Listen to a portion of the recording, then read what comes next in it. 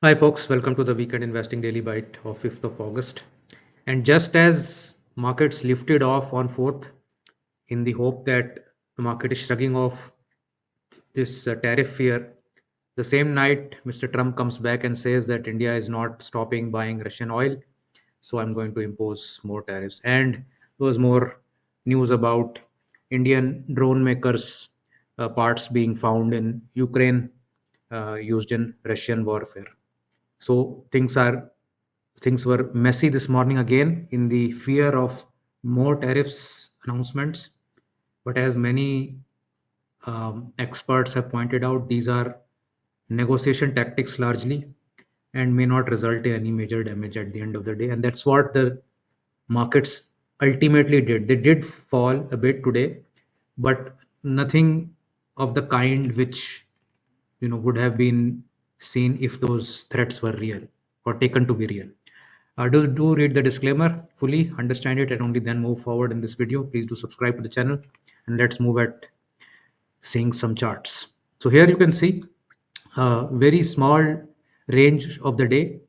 Uh, it's an inside bar within the previous day. The yesterday also was an inside bar of the one previous day.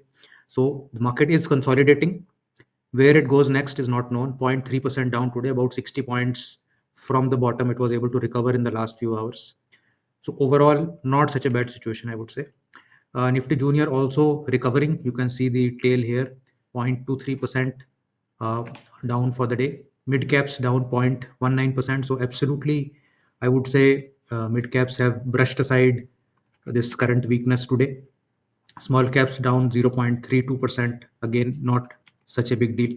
The recent lows, once they break, Nifty Bank is making recent lows down 0.47. That is where it becomes worrisome. But Nifty Bank is again playing in this range that it has had since May. It's not really breaking down.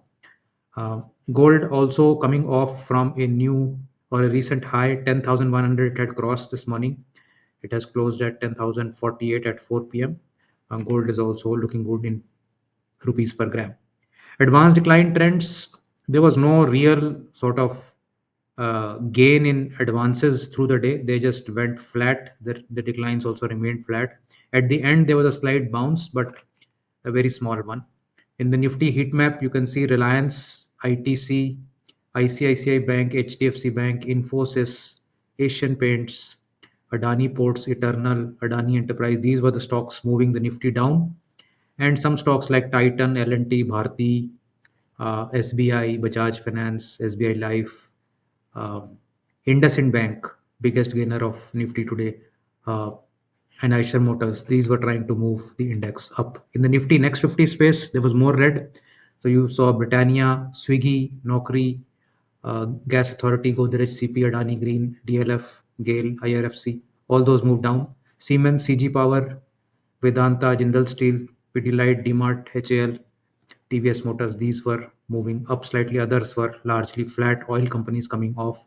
Movers of the day, IndusInd Bank made a big move. Of course, did not stick there, came off from that, but still managed an up move on a down day, plus 1.88%.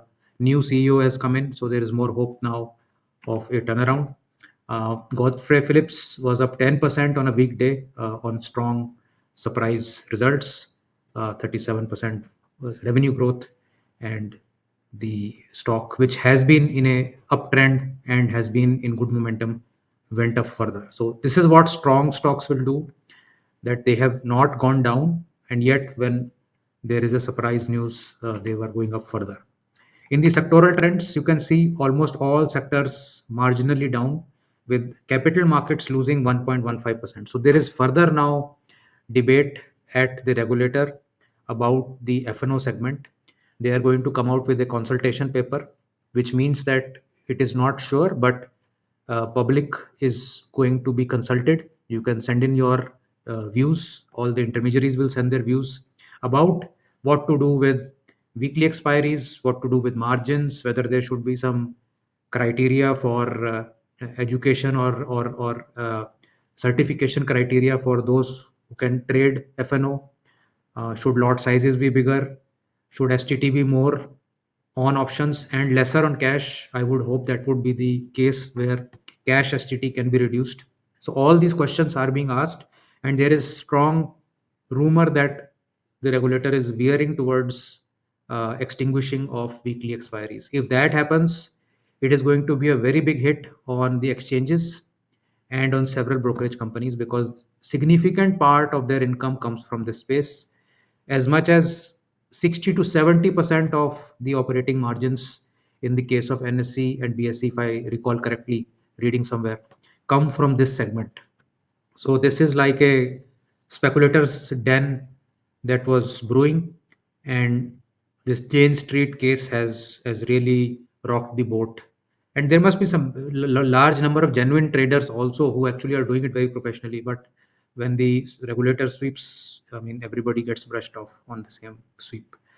Their defense, very curiously, was up 0.85%. Autos also up 0.3%, and several other sectors like metals, manufacturing, consumption, and central PSEs also did not fall, at least today.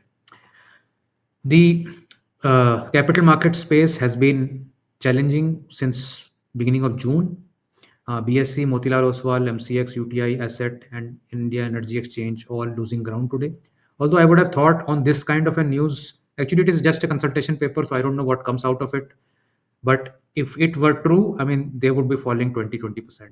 But I guess that gradual decline is in the works on those fronts. India Defense moving up, MTAR, Technologies, Solar, Mazagon, Paras Defense, and Unimec. Perhaps it is a oversold dead cat bounce. Perhaps it's a change of trend. I don't know. But significant to see that market is going down overall, while defense stocks have last 2 days been going up. Today, in the second video that we will do at 8 p.m., we will show you very interesting data about Nifty, and that may change the way you think about Nifty. Do log in at 8 p.m. to see that video, and let us know how you like this content, and do keep sending us your feedback, and I'll see you in the next one. Bye bye.